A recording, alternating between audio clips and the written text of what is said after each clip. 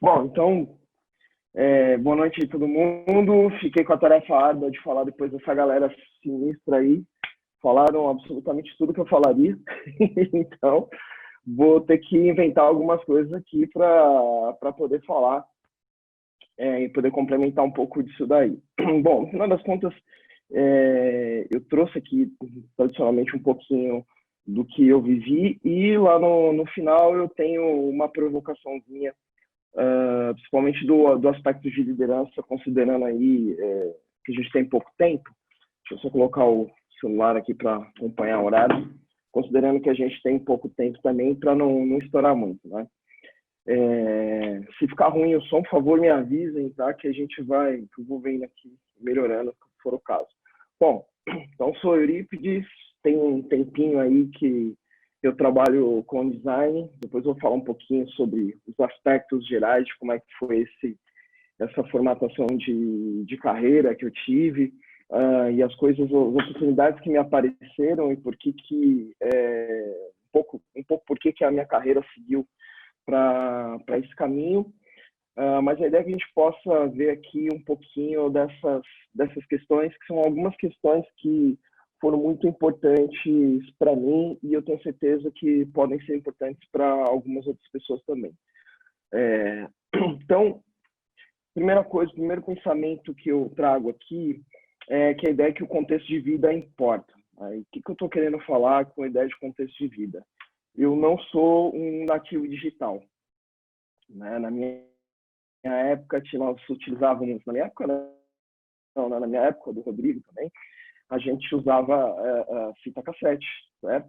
O que existia de internet nas agências de publicidade, quando eu comecei a trabalhar em agência, lá em 95, o que tinha no máximo era um e-mail da agência, né? A internet já era difundida no mundo, mas o Brasil era muito incipiente. O máximo que a gente fazia para os clientes era colocar ali um CD-ROM, né? Fazer CD-ROM para os clientes. Isso ali, como em 98, 99 ainda, né? Ainda tinha muito pouca coisa no mundo de agência que pudesse ser considerado um pouco do que a gente tem hoje em dia. E, naturalmente, isso traz algumas coisas boas e ruins, considerando o ambiente que a gente tem hoje, né? Então, o acesso à informação é muito grande, desde cursos, vídeos, livros, referências. Hoje você consegue ver muito conteúdo de forma simples e fácil. O problema é que dentro dessa questão, a ideia de processo de aprendizagem às vezes fica um pouco distorcida, né? Então, um aprendizado um pouco mais difícil, né, daquela pessoa que sabia lá o que era as 4 cores de impressão, sabia o que era uma cor especial, pegava um papel, sabia qual era a gramatura do papel só passando a mão, entendia o que era crochê, o que seria impresso em rotogravura, o que seria impresso o que seria impresso em flexo com cor especial, sei lá. Para você passar disso para um momento que é digital, com outras coisas que se envolvem muito também do papo de desenvolvimento, de código, etc., é uma coisa complicada. Ainda mais para quem não necessariamente tem acesso, né? Assim, naturalmente, eu não vim de uma família hiper pobre, mas a minha família teve uma série de problemas durante o meu crescimento, né, a minha infância, adolescência, e eu não tive contato com tecnologia ali. Eu fui ver computador ali já muito tempo depois. Assim, ia na casa de um primo, via um computador durante um dia ali, nem mexia muito, e fui ter contato com o computador lá em 95, quando fui trabalhar em agência, depois fui fazer técnico, publicidade, etc. E aí, gente, o que é interessante, de novo, por que eu estou batendo tanto na tecla da ideia dessa mudança e de eu não ser nativo digital, e o problema não um problema, né, mas de uma questão do que é um nativo digital hoje em dia. Pelo conteúdo ser mais fácil, por ser mais fácil acessar conteúdo, naturalmente o conteúdo fica volátil. E aí o que eu quero dizer volátil, né? Você vê ali muita informação, às vezes você não tem aprofundamento naquela informação. Saiu um artigo hoje, amanhã já saiu um outro artigo diferente, que às vezes é uma evolução, mas às vezes não também. Isso traz uma sensação de que qualquer conteúdo que você aprendeu é o conteúdo suficiente para você fazer o que você quer. Então, essa é um ponto delicado. Eu faço muito, por exemplo, o que a Diana fez, eu estudo alguma coisa e eu tento implementar, se vai dar certo ou não, não importa, vamos implementar. Lógico, né, com todos os cuidados para não causar um problema maior, mas esse é sempre um processo de aprendizado contínuo, né? E quando eu comecei a ver o que era esse negócio de internet, na época eu trabalhava numa agência que a gente pegou a conta do Zipmail. Não sei se vocês conhecem Zipmail, mas o Zipmail é um serviço de e-mail que existe até hoje, meio zoado ali, eu acho que existe ainda, mas que na época tinha uma campanha com a Luana Piovani, era super engraçado. E aí a gente fez algumas propostas de coisas para eles, e dentro dessas propostas a gente propôs lá um site, foi muito engraçado, que tinha um cara que ele sabia mexer no HTML, ali um HTML de tabelas, era um negócio muito doido, assim. E era tão porco o negócio que a gente usava pixel transparente para alinhar as coisas na página. Assim. Colocava um pixel aqui, colocava ele em 80% para poder fazer alinhamento, era um negócio muito ruim. Mas o que tudo isso fez, né? O que tudo isso fez? Fez com que a gente começasse a ter uma visão, né? Quem trabalhava ali na agência, começasse a ter uma visão que existe um outro mercado para ser explorado, né? Que era esse mercado digital. E naturalmente, como eu era bastante curioso, eu fui muito para esse mercado. Felizmente eu tive muita ajuda, algumas pessoas me apoiaram em tudo que eu gostaria de fazer, e isso é uma coisa muito importante também, assim, porque eu falo que uma ajuda não faz mal a ninguém.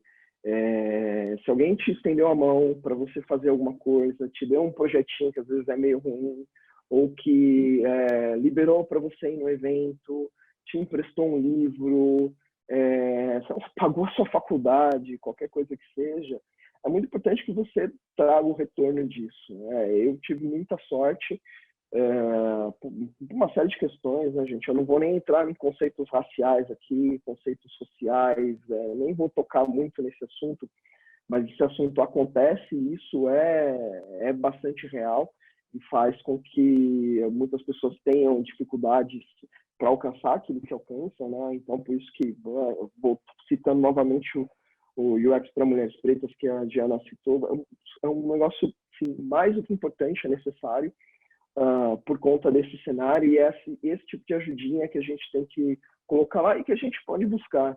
Tem muita gente abrindo espaço para discussão, para mentoria, abrindo espaço para esses eventos e tudo mais, e não custa nada você ter alguém que possa ser essa pessoa que te dá um suporte, né?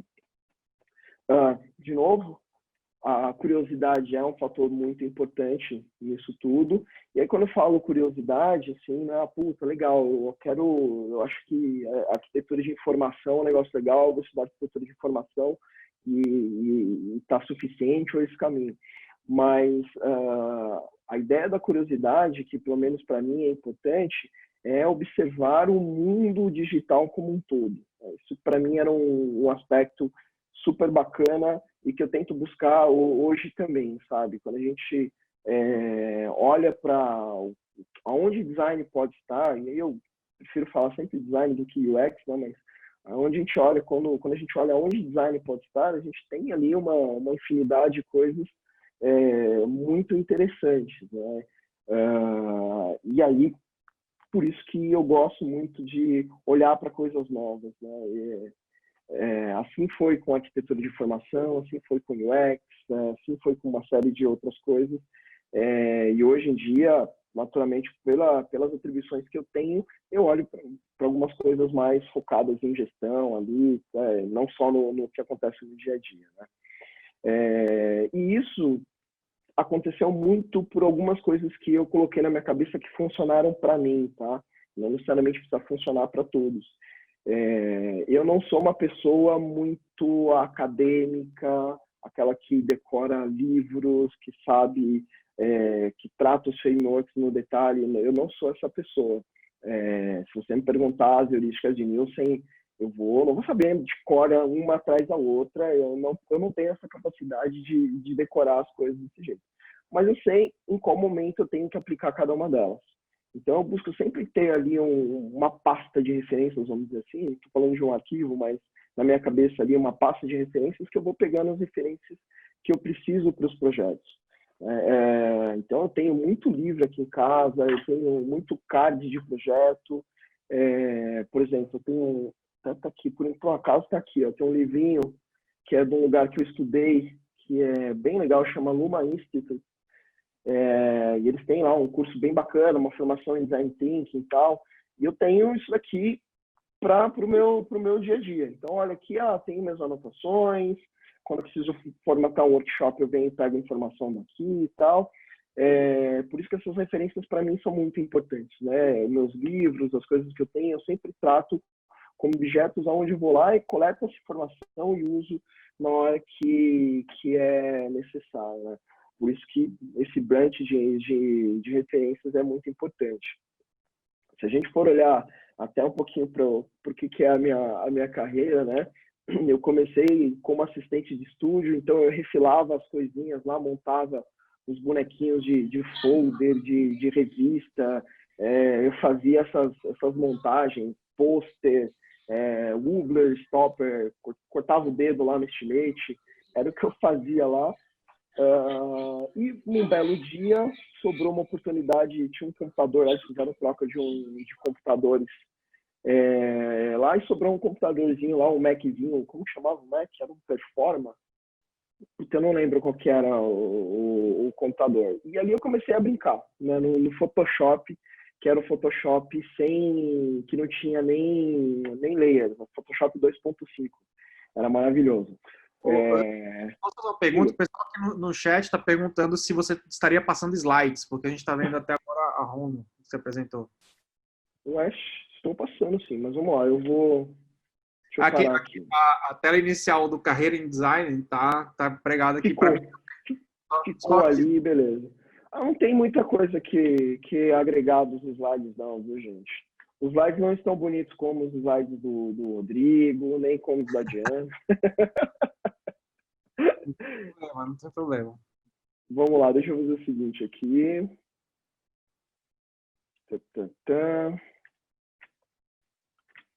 Vamos lá vamos tentar mais uma vez, hein? Vamos tentar mais uma vez. Não vai funcionar mesmo, gente. Parabéns para mim. Espera aí.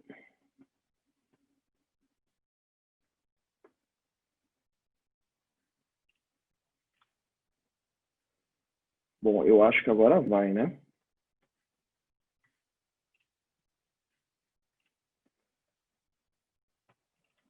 Olho no lance. Agora foi? Mudou alguma coisa? Não, sim, agora eu tô vendo que vai. Agora tá ok. Beleza. Então aí, dica para apresentação, para apresentações no Zoom. Se você usar o Keynote e você colocar em full screen, as pessoas não vão ver no Zoom. O PowerPoint funciona, mas no Keynote não funciona. Acabei de aprender isso. Olha só, mas beleza, vamos ver se eu consigo seguir aqui. Beleza, dá para seguir desse jeito. Bom, aí, gente, fomos o quê? 10 minutos, mais ou menos? Mais ou menos, né? Deram 5 minutinhos, se quiser pegar 10, não tem problema. Beleza. Então, aí, gente, a sequência da minha carreira foi assim, né? Assistente de estúdio, refilando coisas, assistente de arte fazendo arte final. Comecei a ser web designer. Quando eu comecei a ser diretor de arte, que eu comecei a estudar mais arquitetura de informação. Fui lá atrás do Faber Ludens, lá em Curitiba, para aprender um pouquinho mais com os caras e tal.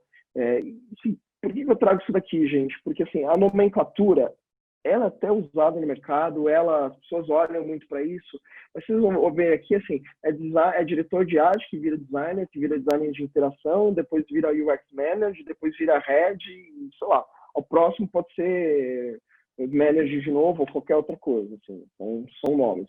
O que para mim é importante, na verdade, é o que você faz nesses lugares, né? E muito do que eu vivi no dia a dia, essa ideia de também sofrer. Assim. 20 anos da minha vida foi em agência. Foi sofrido, foi difícil, e depois dos 20 anos em agência, os próximos 5 foi em consultoria, que foram tão ruins quanto de agência. Mas o que aconteceu? Por mais que tenha gerado ansiedade e tudo mais, eu fiquei muito resiliente, vamos dizer assim. Eu não gosto muito dessa palavra, mas de certa forma foi bom para o entendimento de que eu posso fazer mais. Foi bom para o entendimento de que barreiras podem ser quebradas também. E que muita história pode ser construída, né, do limão uma limonada. Isso, né, nesse momento de sofrimento, vai acontecer de você errar pra caramba, né? Então, não se preocupe com isso. Às vezes você vai ter um erro que vai custar o seu emprego, acontece. Às vezes você vai cometer um erro que você vai perder um profissional importante no seu time, acontece também. E, naturalmente, você tem que aprender a lidar com essas coisas e fazer o máximo para que tudo corra do melhor jeito possível, né? E aí, chegando aqui no final, que eu acho que é o ponto que eu queria provocar um pouquinho mais, né? Que é um recado aí para quem for olhar lá para frente na carreira, né? Quem está começando agora for olhar lá para frente, quando pensando em ser líder, e também para quem já está ali na portinha de liderança, né? Quanto tempo para virar líder, gente? Quanto tempo for necessário? Não são 5 anos, não são 10 anos, quanto tempo for necessário. Lógico que você falar para mim, olha, em 3 anos aí dá para virar líder, eu vou falar, não, pelo amor de Deus, calma aí. Precisa ter algumas horas de voo para ajudar. Mas o virar líder, o se tornar líder, né? Que eu coloquei virar, mas o se tornar líder, tem uma série de pontos dentro dessa história que não se tratam só de ser uma pessoa referência que vai dizer como é que as coisas têm que ser feitas, né? Não é só disso. Mas existe aí muita discussão da diferença entre um gestor e um líder. A pessoa vira um líder, ele vira aquela referência no assunto, ele vai dizer como é que as coisas têm que ser feitas, ele é referência quando alguém vai procurar o assunto para começar um projeto, por exemplo, e um gestor, o que é um gestor em cima disso? Um gestor é uma pessoa que vai fazer um papel acima, que vai ter um trabalho mais burocrático dentro dessa história. Um designer pode se tornar um gestor, também assumir esse fator burocrático, e o gestor pode ter uma visão de liderança? Eu, pessoalmente, acredito que sim. Mas eu tenho vivido, por exemplo, algumas questões nesses últimos 5 anos da minha vida, que eu tenho visto um pedaço do que é uma liderança e um pedaço do que é uma gestão de design muito mais burocrática, que às vezes quem está procurando uma liderança não pensa. Então, é um pouco desse recado que é importante que as pessoas entendam isso, porque vocês vão encontrar níveis de gestão diferenciados. Né? Você pode, naturalmente, ter uma carreira em Y, ok, olha, eu cheguei aqui eu vou gerenciar um time, eu vou dizer como é que as coisas têm que ser feitas, mas eu quero crescer na carreira, eu quero virar um diretor, né, o famoso principal lá, eu quero virar esse cara, mas eu quero continuar fazendo tela, eu quero continuar fazendo pesquisa, eu quero continuar fazendo tais coisas. Legal, tem a carreira em Y para isso, bacana. Mas por que eu estou falando isso? Pensa muito bem nesse path, né, nesse desenho de carreira, para que quando você estiver próximo disso, você saber onde vai pisar, né? Vocês vão ver aí muita discussão sobre o líder situacional, que a pessoa que virou líder saiu chefe, agora é contigo, sabe? Ou então, não, gostei do seu trabalho, vem trabalhar aqui, eu tenho uma posição de líder, né? A gente vê muito disso acontecer, então tome um pouco de cuidado para que você não sofra. Você vai sofrer quando virar líder, ponto. Você vai sofrer. Se você se importar com as pessoas, você vai sofrer mais ainda, porque você vai querer o melhor para as pessoas e nem sempre você vai poder fazer o melhor, e acontece. Então, pense bem nessa história, porque aí você vai começar a encontrar coisas que não são do dia a dia, né? Então, do dia a dia do designer. Vamos falar do soft skill. Legal, como é que as pessoas se relacionam com as outras, como é que ela é fácil de lidar ou não? Legal. Você fala de hard skills, beleza, ou os conhecimentos que a pessoa tem, que ela traz relacionados aos conhecimentos técnicos, bacana. Aí quando você começa a falar de CAPEX e OPEX, que desgraça é essa? Onde tem isso no curso, nos cursos de design? Não tem. E o Anderson fala um pouco de coisas desse mundo, né? Só que esse é um pedaço mais profundo ainda, né? Legal, como é que eu vou considerar a formatação desse time com o que a gente tem de investimento de sustentação para o ano, OPEX? Como é que eu vou considerar esse dinheiro que eu tenho aqui para fazer um projeto específico, CAPEX? Depois que terminar, o que eu vou fazer com o time que está aqui? Né? O que eu faço com o headcount que eu tenho e a força de trabalho empregados FTS? E quando você começar a lidar com os diretores, essa linguagem que esses caras vão usar. E aí, legal, olha, formamos uma squad, temos aqui 10 FTS nessa squad, o SPAM, a liderança, temos 3 líderes aqui, um de design, um tech lead e um de produto, bacana. Terminou o projeto, o que a gente vai fazer? A gente vai desmanchar a squad? Mas se a gente fizer uma squad, a gente vai demitir as pessoas, vai arrumar outro projeto, ou vamos contratar uma fábrica para fazer isso? Uma consultoria para fazer isso. Então, são coisas que são importantes que devem ser pensadas também. Por que eu estou trazendo isso para vocês? Porque seria legal que vocês começassem a tentar se envolver nessas situações quando vocês estão chegando em cargos de liderança, para que seja mais fácil absorver essa discussão. A gente fala muito, né? Designer tem que estar na mesa de decisão, É isso, gente. A mesa de decisão vai ser isso daqui. Ainda mais quando você chegar numa empresa que tem ação na bolsa. A empresa, eu estou na Via Varejo, é uma empresa que tem ação na bolsa. A gente lança uma mudancinha no aplicativo, muda o preço da ação da empresa. É nesse nível. Então, por isso que estar a par desses temas, desses pontos, vai fazer com que você tenha aí uma vida mais tranquila. E aí, assim, né, até para terminar, chegamos no ponto, né? Acho que eu bati certinho o time. Até para abrir o tempo aí para as discussões. Eu peguei todo o tempo que você comeu lá no final, estou te devolvendo agora, tá? Estou fazendo isso. Mas, gente, o que é bem interessante dentro dessa história, né? O Rodrigo falou, o Lemes falou da ideia de, você é um designer, você é uma pessoa que tem que liderar isso, você é a pessoa que tem que fazer a provocação, você tem que trazer essas discussões, né? A Diana falou, você tem que se envolver em várias coisas, tem que se envolver em outros eventos e tudo mais. E eu gosto muito dessa fala do Jack Scalzi, que, para mim, ela se adequa a uma série de outros pensamentos, né? Então, design resolver problema. Quando eu fiz faculdade, também fiz desenho industrial, habilitação em como que é programação visual, foi o que eu fiz na faculdade. A gente falava lá, design é projeto, ponto. Então, a gente vai resolver problema e vamos colocar o caráter estético também. Em alguns casos, nem tinha o caráter estético se a gente fosse beber lá na fonte da Bauhaus. Mas ele fala dessa ideia, né, da invenção cultural, de como é que você faz com que as pessoas mudem comportamentos.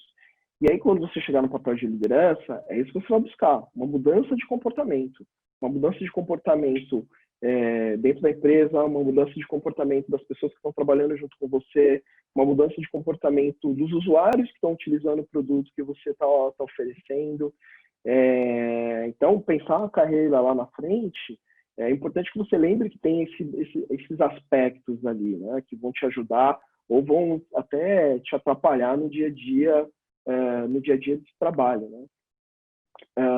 Então, assim, é uma discussão, né, relativamente rasa, vamos dizer assim, mas que para mim é muito importante, né? E até facilitou o pessoal, a apresentação do pessoal facilitou que eu não preciso nem dar referências, tem uma série de referências aí que todo mundo deu. Eu daria as mesmas referências. Mas o que eu queria deixar de pensamento principal aqui é isso, como é que você consegue colocar essa sua relação de pensamento de futuro, né? Fazer um PDI, fazer um desenho da sua carreira, o que você quer estar aqui há 10 anos, mas tentar olhar para coisas que normalmente não aparecem no dia a dia.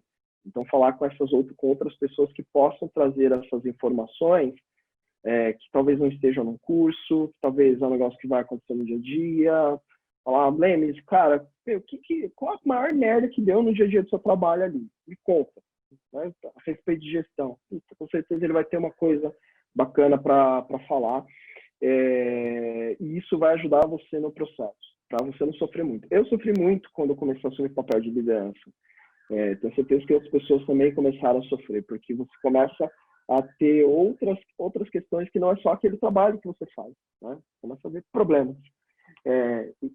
São muitos problemas que aparecem. Todo dia tem um incêndio diferente para trabalhar. Mas você conseguir falar com pessoas para trazer essas referências, com certeza sua vida vai ser um pouquinho mais interessante e os líderes no futuro vão ser melhores que os líderes de hoje, né? Que ainda estão aprendendo, né? As lideranças de design ainda estão aprendendo e eu ainda estou aprendendo bem. Agora que tem agora está aparecendo um monte de slide que não era para aparecer. Por quê? Porque era o slide que estava no skip, né? Tava um skip ali, ó. Um monte de slide estava no skip, mas eu também posso liberar essas outras coisas para o pessoal olhar aqui. Uma discussão mais longa sobre liderança, sobre coisas que a gente pode pensar aí no momento oportuno.